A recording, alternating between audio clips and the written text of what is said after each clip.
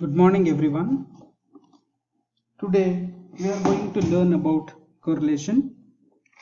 The objective of this video is to uh, tell you what is correlation, what are the different types of correlation, and how to carry out the correlation in the software SPSS. Correlation is a linear relationship between two variables. It measures the association between the two variables. It also gives the direction as well as the strength of the association of the variables. Correlation seems to be a unitless number which varies between -1 to +1. The correlation measure is a statistical tool which generally studies the relationship between two variables and gives the degree of association between two or more variables.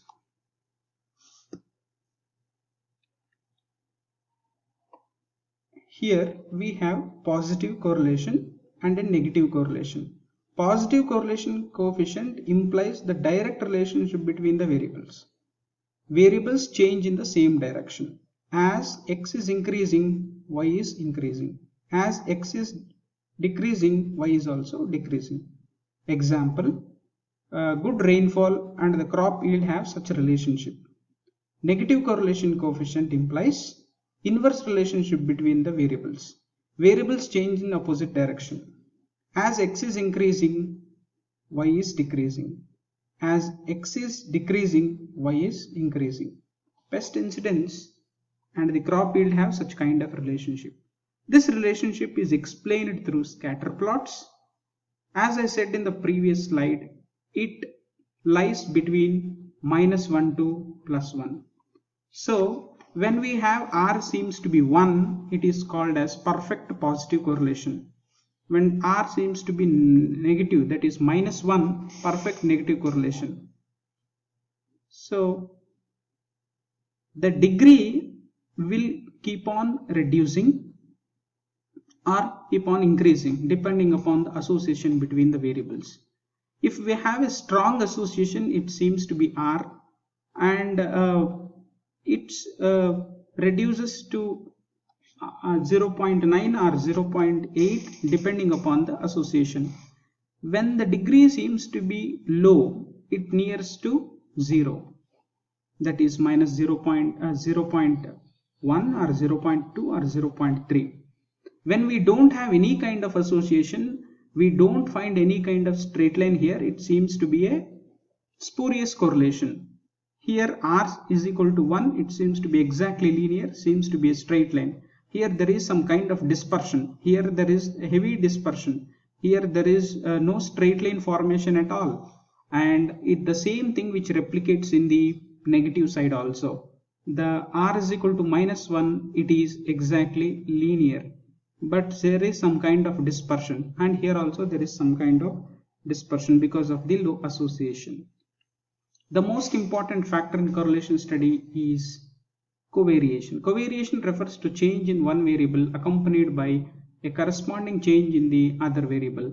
If a study involves only two variables, then it is called a simple correlation or simple linear correlation. If it involves more than two variables, then it is called as multiple correlation study. So correlation problem, there are only two variables are studied in the simple correlation and two or more variables are studied in the multiple correlation. But in the partial correlation, it recognizes more than two variables but considers only two variables, keeping others as constant. These are the three different types of correlation exist. We have to understand the correlation as a degree of association, but to measure it we have certain methods of measuring correlation. So we have a standard measure and given by a great person called as Karl Pearson coefficient of correlation. It is Karl Pearson, it is under his name. So, and the Spearman's rank correlation, Carl Pearson is focused on the quantitative data and this is focused on the qualitative data. The formula is this one. And we need to understand here the correlation and a causation.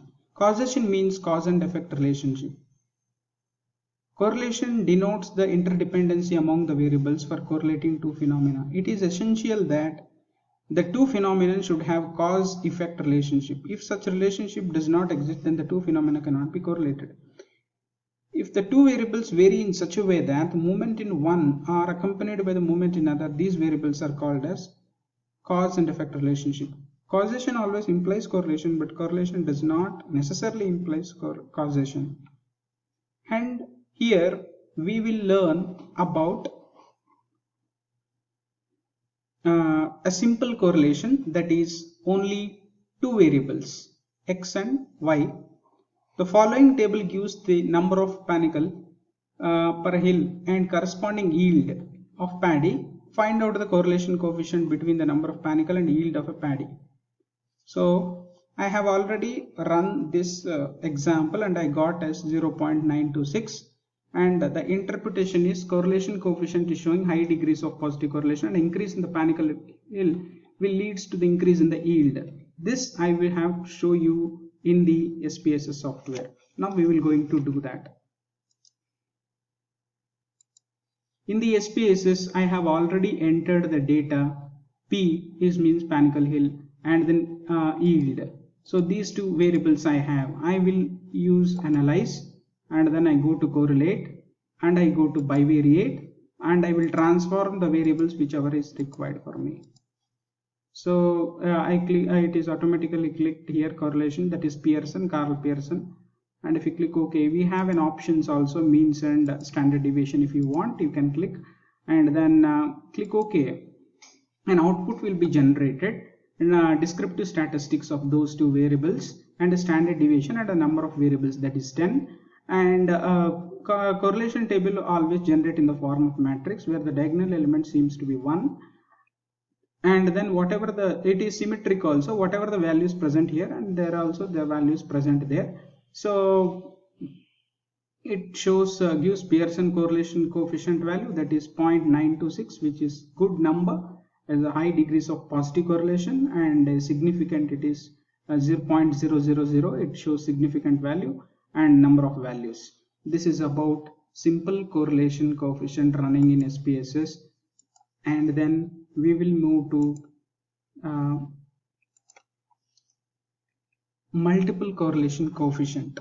Here is an example. The following data was collected through a pilot sample survey on hybrid jowar crop and on yield and biometrical characteristics are recorded. So the biometrical characteristics were average plant population, average plant height and average number of green leaves, that is NGL, and the yield. So this is the data, and then this is the for this data I have already generated the output. So we will going to do the same in SPSS also. So I have already entered the data here. There are 4 variables with a good number of data. So I will just go to the correlate and bivariate. I will reverse the values, whatever the values which is not required for me. I will select all these plant population, plant height, NGL and yield for requirement, and I will options I will go means and standard deviation if it is required, and then Pearson, and then I click OK. An output will be generated. That output will be in the form of matrix. So we can find out the relationship like this. So the yield is how actually it is related. The yield is related 0.473. So plant height, as the plant height increases, automatically yield get increased. So NGL,